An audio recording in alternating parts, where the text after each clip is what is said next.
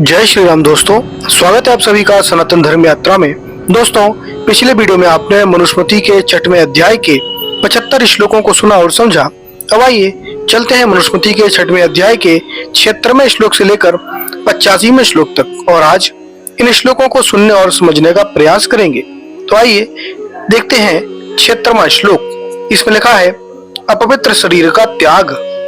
तो इसमें लिखा है अस्त्रिस्पूर्णम स्नायुपुतम मांसशोणित लेपनम चर्मान्नबद्धम दुर्गंधपूर्णम मूत्रपुर्येशो जराशोक समाविष्टम रोगायत न मातुरम रजस्वलमानित्यम चाह भूतवाश्मिषम त्यजेत। अर्थात अस्थि स्वयं स्नायुतम मांस शोणित लेपनम चर्मान्नबद्धम मूत्रपुर्येशो दुर्गंधिपूर्णम, हड्डियों के ढांचे रूप स्नायु रूप रस्सी वाले मांस और लहू से भरे, चमड़े से ढके, मूत्र और विष्ठा की दुर्गंधि से भरे, जरा शोक समाविष्टम वृद्धावस्था और शोक से युक्त, रोगायतनम रोगों के घर, आतुरम भूख प्यास आदि से पीड़ित होने वाले, रजस्वलम रजोगुण वाले या मिट्टी रूप, चानित्यम नष्ट होने वाले, इन भूतम आवासम त्यजेत, इन महाभूत के आश्रय स्थान अर्थात शरीर को छोड़ दे में।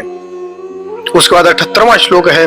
इसमें लिखा है नदी कूपम यथा वृक्षो वृक्षम्बा शनिनुरेह तथा तुज निदम देहम कुछाद्र ग्रहादि मुच्यते। अर्थात यथा वृक्षम नदी कूलम, जैसे वृक्ष नदी के किनारे को, वह अथवा यथा शकुनिम वृक्षम, जैसे पक्षी वृक्ष को बिना किसी दुख और मोह के छोड़ देता है, तथा वैसे ही इमम देह त्यजनम, इस शरीर को छोड़कर व्यक्ति कृच्छात ग्रहात विनिच्यते, दुख रूपी मगरमच्छ से छूट जाता है, अर्थात उसे दुख नहीं होता। उसके बाद 79वां श्लोक है। इसमें लिखा है प्रियेषु स्वेषु सुकृतम प्रियेषु च दुष्कृतम विसृज्य ध्यान योगेन ग्राम्य व्यति सनातनम। अर्थात योगी स्वेषु प्रियेषु सुकृतम, अपने प्रियजनों में पुण्यों को, च और अप्रियेषु दुष्कृतम, शत्रुओं में पाप को, विसृज्य छोड़कर, ध्यान योगेन सनातन ब्रह्म अभ्येति, ध्यान योग के द्वारा सनातन ब्रह्म यानी परमात्मा को प्राप्त कर लेता है। अब इसके अनुच्छेद देखिए तो 76 से 79 श्लोक निम्न आधारों के आधार पर प्रक्षिप्त हैं। पहला कारण है प्रसंग विरोध। ये श्लोक पूर्वापर प्रसंग विरुद्ध है। पूर्वापर प्रसंग संगों से विमुक्त होकर निष्प्रह होने के वर्णन का है। 75वें श्लोक में असंग पद से विषयों से निष्प्रह होने का कथन है। 80वें श्लोक में संगों से मुक्त होकर निष्प्रह होने का फल है और 81वें में त्यक्ता संगानु शनय शनय पदों से इस बात का उपसंहार है। इस प्रकार 75वां श्लोक 80-81 से संबद्ध है और 80वां श्लोक 75वें श्लोकों का अर्थवाद है। इन श्लोकों ने उस प्रसंग की संबद्धता को भंग कर दिया है और इनमें जो वर्णन है पूर्वापर रूप में वह संबद्ध है। इन श्लोकों में जो शरीर त्यागने का वर्णन है वह भी इसमें अग्रिम प्रसंग से असंबद्ध सिद्ध करता है। 80वें श्लोक में निष्प्रह होने का फल बताते हुए इस जन्म और परजन्म में सुख का प्राप्त होना कहा है। यदि इन श्लोकों के अनुसार पहले ही शरीर त्याग का विधान उपयुक्त मान लिया जाए तो फिर इस जन्म में सुख प्राप्ति के फल कथन की क्या संगति है। इससे यह संकेत मिलता है कि 80वें श्लोक से पूर्व शरीर त्याग का वर्णन मनु को अभीष्ट नहीं है। इस प्रकार का वर्णन प्रसंग के अंत में आता है जो कि 81वें-82वें में है। यहाँ पूर्वापर प्रसंगों पर या स्थानों पर अभी यति के कर्तव्यों की समाप्ति से पूर्व ही उनकी फल प्राप्ति का कथन करना, जैसा कि 78 और 79 श्लोकों में दर्शाया गया है, यह असंगत है। इस प्रकार का फल कथन तो सब कर्तव्यों के पूर्ण होने पर ही संगत हुआ करता है, जो 81वें-82वें श्लोक में भी है। इस प्रकार 78 से 79 श्लोक और इससे संबद्ध अन्य पूर्ववर्ती श्लोक अप्रासंगिक हैं। इन श्लोकों के या इन प्रसंग विरोधों के आधार पर ये सभी श्लोक प्रक्षिप्त हैं। दूसरा कारण है अंतर विरोध। तो 6वें अध्याय के 66वें श्लोक में सन्यासी को सभी प्राणियों के समान भावना रखने वाला कहा है। वह राग द्वेष मुक्त होकर एकाकी विचरण करता है। मनु का सन्यासी के लिए यही विधान है। 79वें श्लोक में सन्यासी के प्रियजन और शत्रुओं का वर्णन उस मान्यता के विरुद्ध है। जब मनु द्वारा वर्णित रूप में व्यक्ति सन्यासी हो ही गया, फिर प्रिय या शत्रु का प्रश्न ही नहीं उठता। मनु ने 4थे अध्याय के 240वें श्लोक में कर्ता को स्वयं कर्म फल का भोक्ता माना है। 79वें श्लोक में यति द्वारा अच्छे कर्मों को प्रियों के लिए छोड़ने तथा बुरे कर्मों को शत्रुओं के लिए छोड़ने का वर्णन करना उक्त मान्यता के विरुद्ध है। इस आधार पर 79वां श्लोक प्रक्षिप्त है। पूर्ववर्ती श्लोक क्योंकि प्रसंग की दृष्टि से उससे संबद्ध है, अतः वे इसके प्रक्षिप्त सिद्ध होने पर स्वतः प्रक्षिप्त कहलाएंगे। उसके बाद 80वां श्लोक है निष्प्रहता से सुख एवं मोक्ष प्राप्ति। इसमें लिखा है यदा भावेन भवेतु सर्वभावेषु निष्प्रह तदा सुखमाप्नोति प्रेत्य च सात्वनम। अर्थात यदा जब सन्यासी सर्वभावेषु भावेन निष्प्रहसा भवति, सब पदार्थों में अपने भाव से निष्प्रह हो जाता है, तभी ये च प्रेत्य शाश्वतम सुखम अवाप्नोति, इस लोक और जन्म और मरण पाकर परलोक और मुक्ति में परमात्मा को प्राप्त होके निरंतर सुख को प्राप्त करता है। जब सन्यासी सब भावों में अर्थात पदार्थों में निष्प्रह आकांक्षा रहित और सब बाहर भीतर के व्यवहारों से भाव से पवित्र होता है, तभी इस देह और मरण पाके निरंतर सुख को प्राप्त करता है। उसके बाद 81वां श्लोक है, इसमें लिखा है अनेना विधिना शर्वात्युक्तः संज्ञान शनैः शनैः शर्वद्वंद विनिर्मुक्तो ब्रह्मेव तिष्ठते। अर्थात अनेन विधिना, इस विधि से शनैः शनैः धीरे धीरे शर्वान संज्ञान त्यक्तः, सब संग से हुए दोषों को छोड़ के सर्वद्वंद विमुक्तः, सब हर्ष शोक आदि द्वंद्वों से विशेषकर निर्मुक्त होके ब्रह्मणि एव अवतिष्ठते, विद्वान सन्यासी ब्रह्म ही में स्थिर होता है।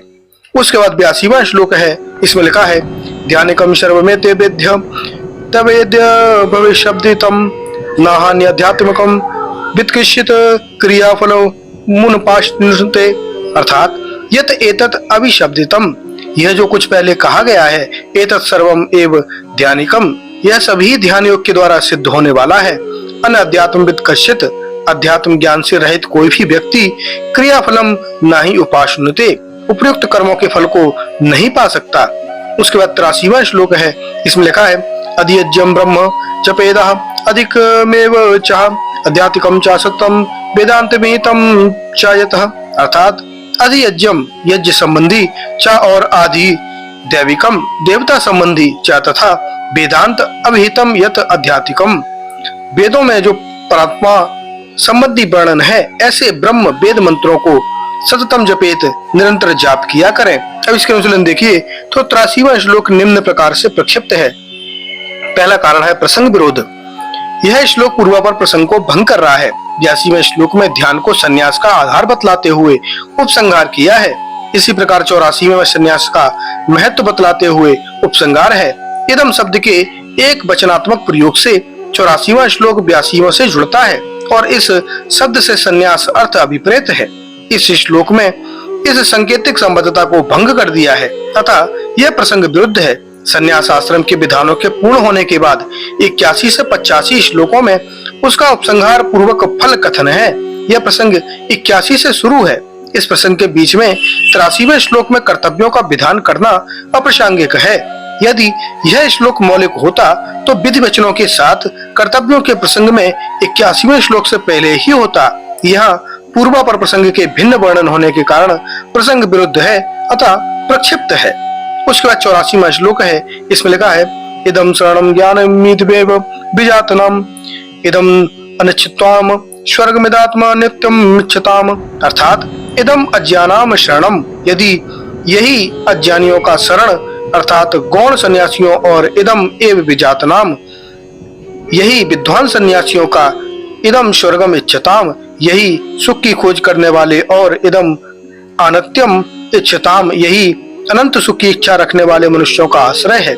जो विदिशा अर्थात जानने की इच्छा करके गौण संन्यास लेवे, वह भी विद्या का अभ्यास, सत्पुरुषों का संग, योगाभ्यास और ओमकार का जप और उसके साथ परमेश्वर का विचार भी किया करे। अब इसके अनुसरण देखिए तो मोक्ष सुख का आश्रय परमात्मा, परमेश्वर मोक्ष सुख और अन्य सुख का आश्रय है। इसका विधायक एवं वेद मंत्र तुलनार्थ द्रष्टव्य है। युक्तेन मनसा वयम देवस्य शविते शबे स्वर्गाय शक्त्या, ऋग्वेद 1/4/3। इसका अर्थ है कि हम लोग मोक्ष सुख के लिए यथा योग सामर्थ्य के बल से परमेश्वर की सृष्टि में उपासना योग करके अपने आत्मा को शुद्ध करें, कि जिससे अपने शुद्ध मन से परमेश्वर के प्रकाश रूप आनंद को प्राप्त हो। इसकी संगति वेद से नहीं अपितु परमात्मा से है। परमात्मा ही मोक्ष सुख आदि के लिए शरण हो सकता है। टीकाकारों ने इसका जो वेद परक अर्थ किया है वह प्रसंगानुकूल नहीं है। यह प्रसंग परमात्मा की प्राप्ति का है। अब उपसंहार है 85वां श्लोक।